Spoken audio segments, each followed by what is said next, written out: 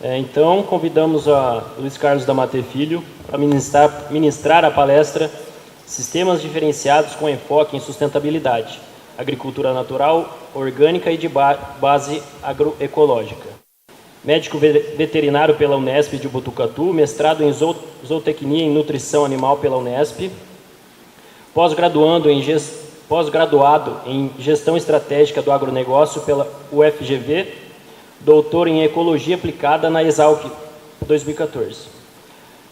Ganhou o prêmio da CAPES de 2015 de teses, pós-doutorando da FGV EAE USP, de Gestão de Operações e Sustentabilidade, CEO da Corem Agricultura e Meio Ambiente Limitada, diretor de Pesquisa e Desenvolvimento e Inovação na Corem Agropecuária Limitada, coordenador do curso de pós-graduação em Agricultura Natural da Faculdade Messiânica, membro do Conselho Curador da Fundação Mokichi Okada, secretário executivo da AVAL, presidente da Câmara Temática de Agricultura Orgânica do Ministério da Agricultura, MAPA, experiências em sistemas agroalimentares diferenciados com enfoque em sustentabilidade, multifuncionalidade da agricultura, agricultura natural, orgânica e de base agroecológica. Ok? Obrigado. Obrigado, pessoal. Bom, só dar um breve cenário da produção orgânica. Acho que hoje a gente tem, pelo menos aos dados que a gente tem na Câmara Temática, alguma coisa em torno de um mercado de 4 bilhões de reais no Brasil de produtos orgânicos. Eu acho que o Brasil, apesar das dificuldades, mas isso aqui são dados de 2015, é um pouco antigo, mas a gente tem num posicionamento até interessante do mercado de agricultura e produção orgânica, uma vez que nós estamos aqui nesse meio comparado a países de alta renda como Espanha, Austrália, Japão, né? E maior do que todos os países latino-americanos, maior que países centro-americanos, maior que países africanos e maior que alguns países, muitos países europeus. Esse é um dado da IFA, né? Então isso demonstra que, apesar das dificuldades, claro que existem dentro dos sistemas orgânicos de produção, mas a gente vem avançando. E eu diria que os últimos 3 anos têm sido bastante interessantes nesse contexto. Esses dados, né, que eu passei para vocês, hoje a gente conta com um pouco mais de 15 mil agricultores que estão dentro do chamado Cadastro Nacional de Produtores Orgânicos. Alguma coisa de estimativas diárias, mas essas estimativas diárias eu sempre digo que acabam não significando muito, porque alguns países têm a tendência de nominar extensas áreas como de produção orgânica. Então nós poderíamos, por exemplo, nominar a floresta amazônica como produção orgânica pela extração, mas não é o caso, né? Aqui o trabalho que a gente vem tendo no âmbito da Câmara Temática, estou só comentando isso porque é um fórum importante de discussão e de trabalhos nessas áreas, e aqui só convidando vocês para conhecerem um pouco mais, e instituições que sejam representativas do setor poderiam pleitear uma cadeira ali para também contribuir nessas discussões, tá bom? Bom, do ponto de vista ele pula aqui e depois ele para. Você consegue voltar Aí. Bom, o nosso propósito enquanto empresa a gente fala kata, né? Kata é um modelo na palavra japonesa aí, na produção de alimentos em acordo com a natureza, promovendo um impacto positivo, transformando a agricultura e a produção de alimentos em todo o mundo. Esse é um dos que a gente entende como a nossa missão.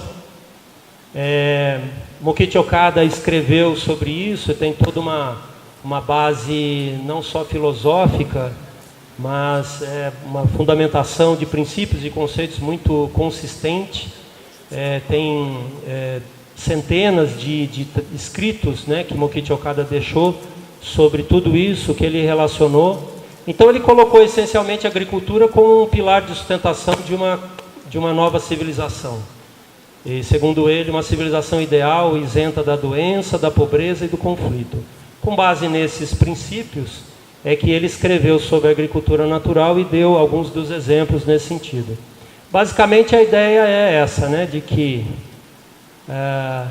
então, ele falava da terra, como sendo da terra emana do espírito da terra do ponto de vista energético, mas do ponto de vista material é o nitrogênio, da lua é o hidrogênio e do sol é o oxigênio. Então, a trilogia desses três, o fenômeno, né, de junção dessas três energias é que compõe tudo aquilo que está vivo no planeta.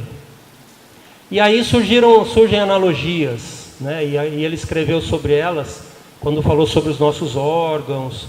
Então é com base, eu não vou, claro, entrar em todos os detalhes disso, é uma obra bastante extensa, mas apenas para entender esses princípios que estão relacionados a esse trabalho. Então, da mesma forma como o ser humano possui o seu centro, né, e esse espírito que tem o calor, também ele dizia que, claro, no planeta tem o calor que emana do centro da Terra.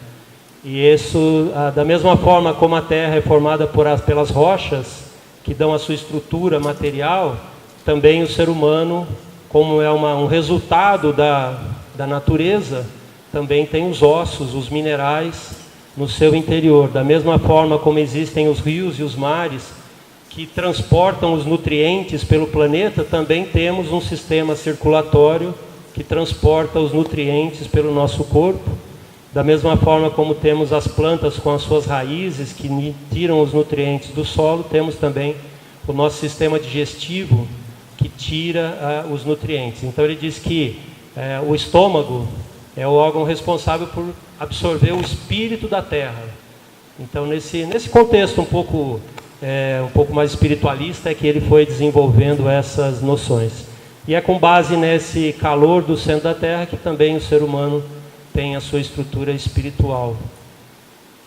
E nessas analogias é que nós fomos desenvolvendo a base dos nossos processos produtivos. Mas Mokichi Okada enfatizou muito nesse contexto, né, que os pensamentos, os sentimentos, as vibrações do agricultor, ele colocava o agricultor como uma pessoa como alguém muito importante, né? Uma pessoa muito nobre no contexto da sociedade. Então ele dizia que esse agricultor, uma vez que ele entenda, que ele compreenda e que ele desenvolva uma noção, direcione corretamente as suas ações, seus pensamentos, seus sentimentos ao solo, que esse solo vai responder a ele de forma harmônica, gerando produtividades, plantas saudáveis e uma condição saudável de vida. E essa harmonia dessas energias, desses fenômenos, floresce e aumenta a energia vital do alimento. Então, também uma característica de Mokichi Okada é quando ele fala da energia vital do alimento. Eu acho que o professor falou um pouquinho aqui sobre, né, um solo que produz alimentos de uma maneira complexa, né, e não num mecanismo simplório e resumir, que promove uma tendência de resumir demais todo o processo no qual a agricultura convencional vem se estabelecendo. Então, que essa complexidade do solo, a vitalidade do solo, gera alimentos com alta energia vital. O resultado são alimentos íntegros, que nutrem o homem não só do ponto de vista físico-orgânico, mas nutrem o homem nas suas características espirituais, emocionais, psíquicas, não é? E acho que foi o que foi falado também com relação, o professor falou aqui com relação àquela pergunta, né, que a professora Primavera respondeu sobre a questão da violência. É algo que está bem detalhado, né, nos trabalhos de Mokichi Okada. Enfim, e uma comida saudável, cheia de energia vital, cria uma atmosfera positiva entre as pessoas. E essa atmosfera positiva entre as pessoas faz com que elas busquem, porque nós somos essencialmente seres que buscam essas sensações. E uma vez que nós experimentamos isso, mesmo que não seja no nível consciente, isso faz com que a gente volte E é o que vem dando. A gente entende, né, que na verdade é essa base de consumidores que experimentam boas sensações quando se nutrem desses alimentos, faz com que as nossas, enfim, o nosso crescimento de mercado seja sustentado por essa busca natural das pessoas em experimentar boas sensações quando se alimentam. E aí isso está abrindo espaço para uma série de iniciativas que eu vou comentar aqui rapidamente, que são as lojas, não é? Bom, voltando um pouquinho naquela questão dos princípios e conceitos da natureza, obviamente isso são as bases nas quais nós trabalhamos. Aqui eu trouxe só um pedacinho de um texto, né, de um texto de Mokichi Okada. Então ele falando assim: outro ponto importante é a crença predominante de que apenas seres animados são capazes de reflexos de vontade e pensamentos, como razão e emoção. Sem dúvida, a ideia de que coisas inanimadas também são capazes dessas reflexões surpreenderia muitas pessoas. No entanto, é verdade de que coisas inanimadas, incluindo o solo e as culturas, respeitar e valorizar o solo permite-lhe manifestar plenamente as suas capacidades. Manter o solo limpo e livre de poluição faz com que ele seja feliz e ativo. E esse é o princípio básico da agricultura natural. Então, o resumo desse processo é, de fato... Então, eu insisto bastante nisso, pessoal, porque efetivamente isso é que nós levamos para todos aqueles que estão ligados a nós, sejam produtores, sejam empresas nas quais nós temos uma série de trabalhos hoje em cooperação. Então, a produção, por exemplo, da tilápia, a produção dos bovinos orgânicos, a produção de cereais, são feitas em parceria com outras empresas, tá? E isso é uma coisa que a gente leva constantemente, assim como isso também faz parte dos treinamentos dos nossos produtores que estão diretamente relacionados a nós, nos nossos sistemas de integração. Bom, Mokichi Okada é o fundador da Igreja Messiânica. Aqui é o Solo Sagrado, esse aqui é um culto, então algo em torno de 20, 25 mil pessoas, mas o que eu queria só para mostrar para vocês é assim, é um grande movimento social, é uma grande... onde as pessoas são orientadas semanalmente, diariamente, mensalmente, através dos cultos, sobre agricultura e sobre alimentação. Então é um grande movimento, é um grande fenômeno social, eu diria, no qual os membros da Igreja Messiânica, os simpatizantes, enfim, as pessoas que estão relacionadas, recebem rotineiramente orientações, são incentivadas a buscar alimentos naturais, alimentos orgânicos para a sua vida. Então, eu diria que isso é uma grande base de consumo, né, de mercado, que vem dando talvez a grande condição do próprio Brasil, do país, em se desenvolver de maneira bastante acentuada nesse ambiente da produção, dessas produções diferenciadas. Volta um, por favor. Ele pula. Bom, a Corin, né, são 550 colaboradores diretos, voluntários, e a Fundação Mokichi Okada, assim como a Igreja Messiânica, fazem parte desses. Nós temos, no âmbito da Igreja Messiânica, tem um programa chamado de Hortas Caseiras, né? Então hoje são mais de 32 mil famílias, são quase 70 e tantas mil pessoas envolvidas nesse programa de hortas caseiras, como forma de compreensão da natureza através da agricultura. Aqui, deixa eu passar isso. Bom, uma característica nossa são essas linhas de bioinsumos, não é? Através da linha do bokashi, o Fert Bokashi. A Fundação Mokichi Okada, isso já lá em 1970, né, na década de 1970, trouxe essa ideia, essa tecnologia, ou esse desenvolvimento de todo o bokashi. Ao longo de muito tempo, ela promoveu a difusão desse conhecimento através dos trabalhos da Fundação Mokichi Okada. Hoje, praticamente, a gente não vai encontrar um produtor orgânico e outros produtores que não conheçam, que não tenham experiências, né, relacionadas a toda a ideia do bokashi. Aqui eu não vou discutir nenhum trabalho, mas é só para mostrar que temos também o Centro de Pesquisas, né, que é o CPMO, o Centro de Pesquisas Mokichi Okada, no qual fazemos trabalhos em agricultura natural, em sistemas diferenciados de produção, de base agroecológica. E aqui um dos trabalhos mostrando o que acontece aqui com a deposição de nitrogênio e tudo mais, como isso muda drasticamente o perfil de micro-organismos do solo.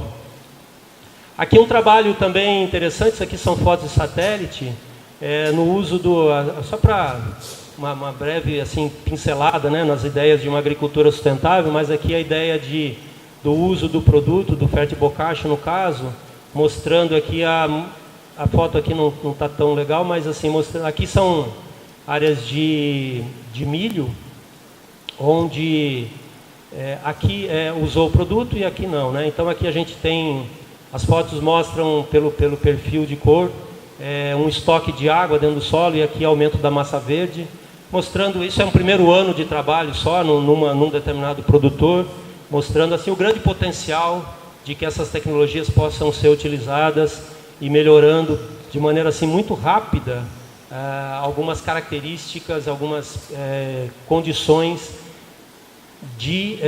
da agricultura, da resiliência inclusive das plantas sobre condições de estresse hídrico e tudo mais, não é?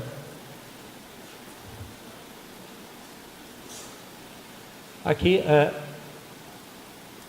aqui só para, na verdade, toda a base, uma base um pouco mais científica, alguns trabalhos mostrando que essas hipóteses, né, na qual nós estamos relacionados aqui, a questão de todo esse conhecimento, ela tem fundamentações que têm surgido na ciência e são inúmeros trabalhos. Então, aqui é apenas um exemplo disso, tá bom?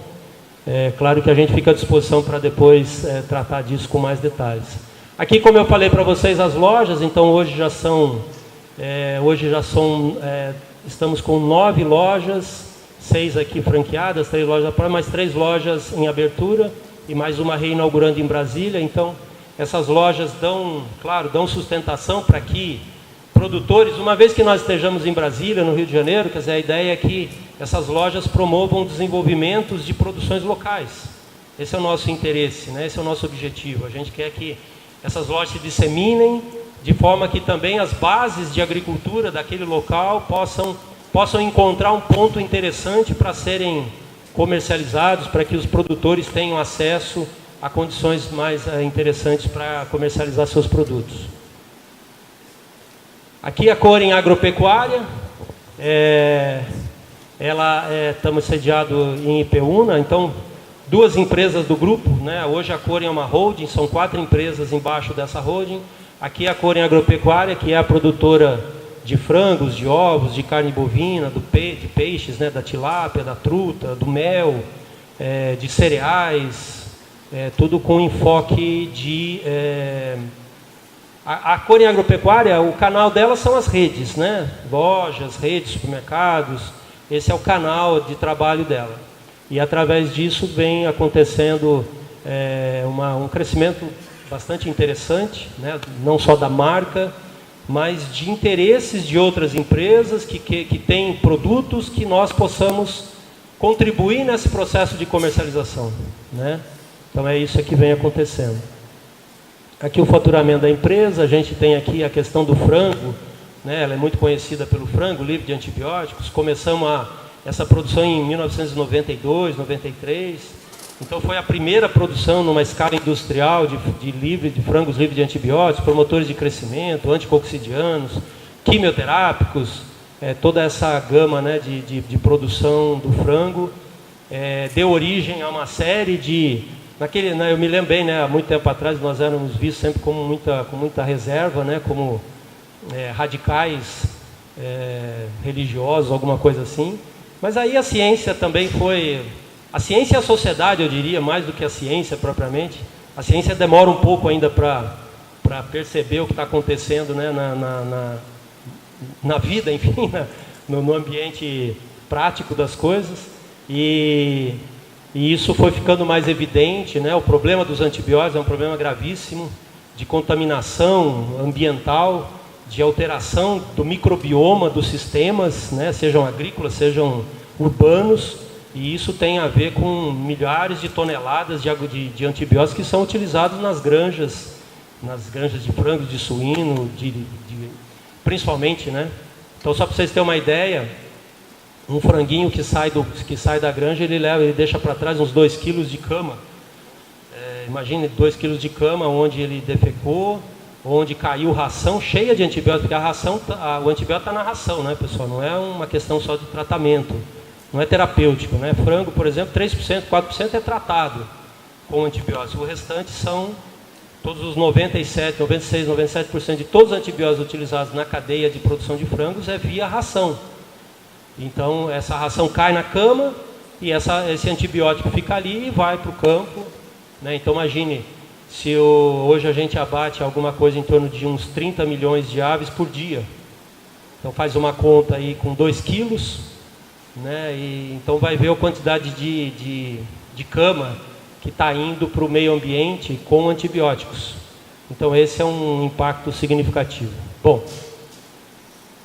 aqui pulou, volta, por favor. Aqui o frango...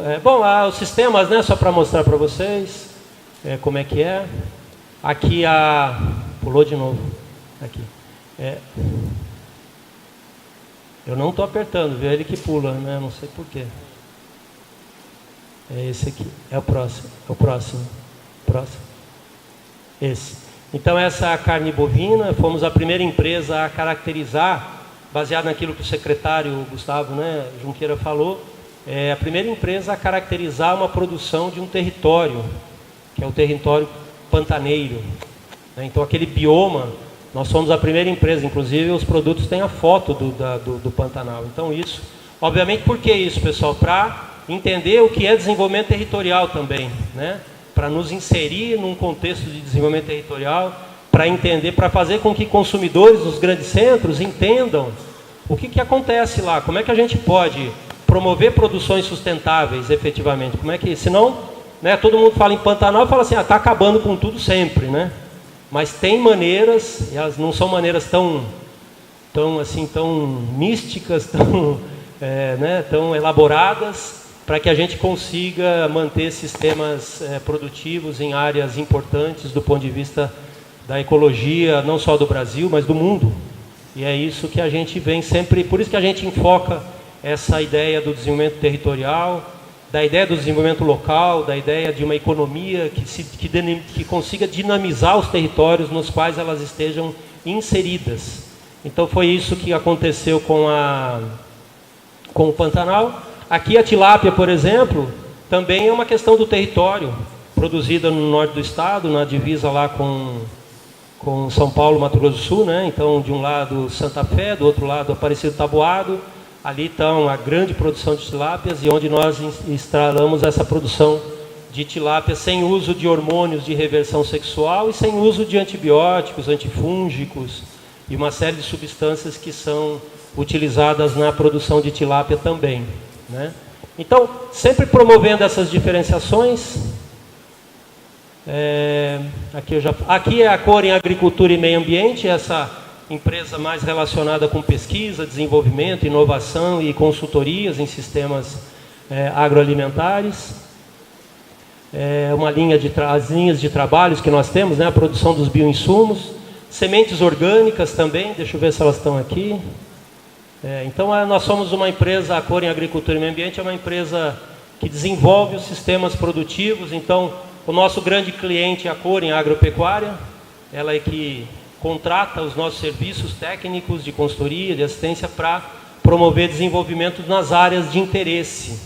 Então, eu estava esses dias em Santa Catarina, Rio Grande do Sul, Santa Catarina, porque tem um processo, uma parceria junto com a Embrapa, CNPS de Concórdia, onde nós temos uma cooperativa de suinocultores para desenvolver o suíno livre de antibióticos também. Então é algo que... Mas por que isso está acontecendo? Porque a Cor em Agropecuária, ela recebe essa demanda dos canais de comercialização. E aí nós promovemos esse desenvolvimento para conseguir entregar esse suíno aqui. Tá? Já está começando, já está nas lojas da Cor e já tem os primeiros ensaios aí estão sendo feitos, tá bom? E aqui empresas no qual nós somos a empresa responsável pelo trabalho de conversão de produtores de leite convencional para produtores de leite orgânico da Nestlé.